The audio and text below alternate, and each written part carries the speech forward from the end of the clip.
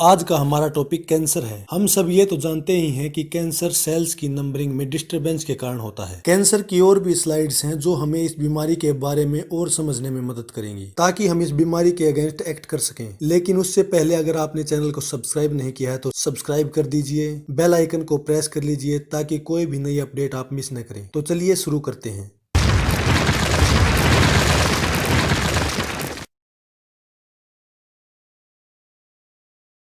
सबसे पहले हम ये समझते हैं कि नॉर्मल ह्यूमन सेल्स और कैंसर सेल्स में क्या डिफरेंस होता है। अगर आप एक्सपेरिमेंट के लिए एक हेल्दी ह्यूमन सेल और एक कैंसर के सेल को रैपिडली मल्टीप्लाई होने के लिए लैब में रखें और उन्हें जरूरी प्रोटीन्स, कार्बो और न्यूट्रिएंट्स दें तो नॉर्मल ह्यूमन सेल्स एक पैटर्न में डिवाइड करेंगे। माना ये दोनों हेल्दी सेल्स हैं और इन्हें मल्टीप्लाई करने के लिए जिन मटेरियल की जरूरत है वो हम इन्हें प्रोवाइड करते हैं। यहाँ जब ये मल्टीप्लाई होते होते आपस में टच हो जाएंगे तो ये मल्टीप्लाई करना बंद कर देंगे। लेकिन जो कैंसर सेल्स है वे मल्टीप्लाई होते रहेंगे। सेल मल्टीप्लाई ट्यूमर दो प्रकार के होते हैं। पहला है बिनाइन ट्यूमर। इस ट्यूमर में भी सेल्स क्रेजली मल्टीप्लाई होते हैं लेकिन ये बॉडी में स्प्रेड नहीं होते। हम सब की बॉडी में ये ट्यूमर हो सकता है लेकिन ये ट्यूमर घातक नहीं है। इस ट्यूमर का दूसरा टाइप मेलिग्नेंट ट्यूमर होता है। इस ट्यूमर के सेल टूटकर ब्लड वेसल्स के जरिए स्प्रेड होने लगते हैं और क्रेजली मल्टीप्लाई होते रहते हैं। इस स्टेट को मेटास्टेटिस कैंसर कहते हैं। यहाँ सेल बॉडी में जहां तक जाएंगे वहां तक मल्टीप्लाई होते रहेंगे क्योंकि हमारी बॉडी का फूड सप्लाई का पैटर्न होता है कि जो सेल ज्यादा तेजी से मल्टीप्लाई होते हैं उनको ज्यादा एनर्जी, प्रोटीन्स और कार्बोहाइड्रेट देता है। इस कंडीशन में जो कैंसर सेल हैं उनको ज्यादा कार्बोहाइड्रेट और वसा मिलेगा और जो नॉर्मल ह्यूमन सेल्स हैं वे अपनी ही स्पीड से मल्टीप्लाई हो रहे होंगे और उनकी फूड सप्लाई कम हो जाएगी। हमारी बॉडी के नॉर्मल ह्यूमन सेल्स का मल्टीप्लेक्शन वेल मेंटेन्ड होता है। मैं इसे और थोड़ा अच्छी तरह से एक्सप्लेन करने की कोशिश करता हूँ। जैसे माना ये हमारा एक ह्यूमन सेल है और इसके अंदर हमारे क्रोमोसोम्स पड़े हैं और जो ये क्रोमोसोम का एंड वाला पार्ट है इसे टीलोमियर कहते हैं। अब हर बार जब ये सेल डिवाइड करेगा तो ये टीलोमियर ऊपर से थोड़ा टूट जाएगा और नेक्स्ट सेल में क्रोमोसोम छोटा हो जाएगा। अगले सेल में जाकर क्रोमोसोम फिर छोटा हो जाएगा और डिवाइड होते समय फिर टूट जाएगा और क्रोमोसोम छोटा होता चला जाएगा और एंड में ये मल्टीप्लाई होना बंद हो जाएगा। हमारे बॉडी सेल्स की मल्टीप्लेक्शन लिमिटेड होती है। कुछ सेल 500 बार भी डिवाइड कर सकते हैं लेकिन कुछ सेल 50 ही बार डिवाइड करेंगे। ये डिपेंड करता है उस सेल की एज के ऊपर। सेल अपनी 50 साइकिल कंप्लीट करने के बाद मर जाता है। और यही हम कैंसर सेल्स की बात करें तो हम जानते हैं कि सेल की ग्रोथ में डिस्टरबेंस के कारण ही नॉर्मल सेल कैंसर सेल बन जाता है। तो एक्चुअल में यहाँ सेल के क्रोमोसोम में एक छोटा सा बदलाव होता है जिसके परिणाम बहुत घातक होते हैं। कैंसर सेल के एंड में टीलोमियर के ऊपर टीलोमिरेज नाम का एक एंजाइम आ जाता है जो टीलोमियर एंजाइम को टूटने नहीं देता। अब हमारे सेल का क्रोमोसोम छोटा नहीं होगा और ये कैंसर सेल हमेशा डिवाइड होता रहेगा। अब हम उन कारणों को एनालाइज करेंगे जिन कारणों से कैंसर हमारी बॉडी में कॉज करता है। 90% कैंसर कार्सिनोजन के कारण होते हैं। मैं यहाँ कार्सिनोजन को थोड़ा सा एक्सप्लेन कर देता हूँ पर पहले हमें समझना होगा कि नॉर्मल सेल्स कैंसर सेल्स में कैसे बदल जाते हैं। हमारे सभी सेल्स में एक जीन होता है जिसे हम प्रोटोंगोजीन कहते हैं। अब किसी भी कारण से म्यूटेशन में डिस्टरबेंस हो जाता है, चाहे वो यूवी रेज के कारण हो या फिर केमिकल रिएक्शंस के कारण या फिर तंबाकू के कारण, प्रोटोंगोजीन्स ओंगोजीन्स में बदल जाते हैं। जब सेल में प्रोटोंगोजीन की रिप्लेसमेंट ओंगोजीन से हो जाती है तो ये कैंसर सेल में बदल जाता है और सेल की म्यूटेशन में डिस्टरबेंस आ जाती है जिसके 90% कारण यूवी और गामा रेज हैं और इसी स्टेज को हम कार्सिनोजन कहते हैं। एक्चुअल में कैंसर डिजीज का एक ग्रुप है जहां सेल्स की ग्रोथ असामान्य रूप से बढ़ने लगती है। ये दूसरी बीमारियों से अलग है। ये फैलता नहीं है। शरीर की किसी पर्टिकुलर जगह पर गांठ बन जाना, घाव से लगातार असामान्य रूप से ब्लीडिंग होते रहना, लंबे समय तक खांसी रहना, एबनॉर्मली वजन का घटना या बढ़ना कैंसर के ही कारण होते हैं। मानव शरीर में 100 से अधिक कैंसर के टाइप्स हैं। डॉक्टर्स नॉर्मली कैंसर को ट्रीट करने के लिए रेडियोथेरेपी, सर्जरी, केमोथेरेपी या फिर टारगेटेड थेरेपी का यूज करते हैं। लेकिन हम यहाँ कैंसर की उन स्लाइड्स को देखेंगे जो एक्चुअल में इफेक्टेड है। जैसे कैंसर से होने वाली डेथ्स में स्मोकिंग और ड्रिंक करने वालों की संख्या 22% है। तंबाकू कैंसर की शुरुआत होती है। 500 साल पहले तंबाकू हमारे देश में नहीं था। तंबाकू को पोर्चुगीज 1498 में अपने साथ व्यापार के लिए भारत में लेकर आए थे। डॉक्टर्स के अनुसार तंबाकू का और लंग्स कैंसर का सीधा संबंध है। लेकिन एडवांस टेक्नोलॉजी और रिसर्चेज के कारण कैंसर सर्वाइविंग रेट अब ग्रोथ कर रही है। यहाँ पर ग्रोथ बहुत अच्छी दर्ज की जा रही है। 1970 में कैंसर की रिकवरिंग स्पीड 49% थी जो 2010 में बढ़कर 68% हो गई है। अमेरिकन कैंसर सोसाइटी के अनुसार 28 मिलियन से ज्यादा लोग कैंसर से रिकवर हो चुके हैं। ये बीमारी घातक है लेकिन जानलेवा नहीं है। इसके बहुत से क्योर सामने आ रहे हैं। यहाँ आपके लिए एक बोनस टिप है।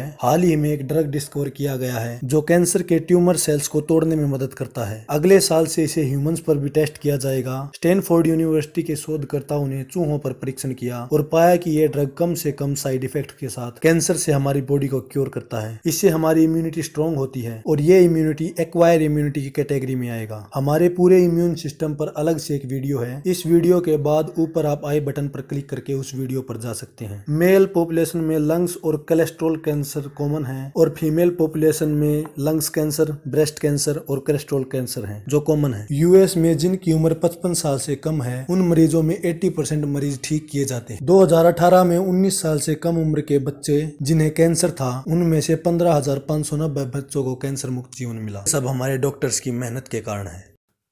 तो कैसी लगी आपको आज की ये वीडियो? अपने वैल्यूएबल कमेंट्स के जरिए हमारे साथ जरूर शेयर कीजिएगा। हमें आपके कमेंट्स का इंतजार रहेगा। ऐसी ही और इन्फॉर्मेटिव वीडियो पाने के लिए लेटेस्ट फ्लाई चैनल को सब्सक्राइब कर लीजिए। मैं मिलता हूं आपको ऐसी ही एक नेक्स्ट इन्फॉर्मेटिव वीडियो के साथ। तब तक के लिए stay curious and be serious. जय हिंद।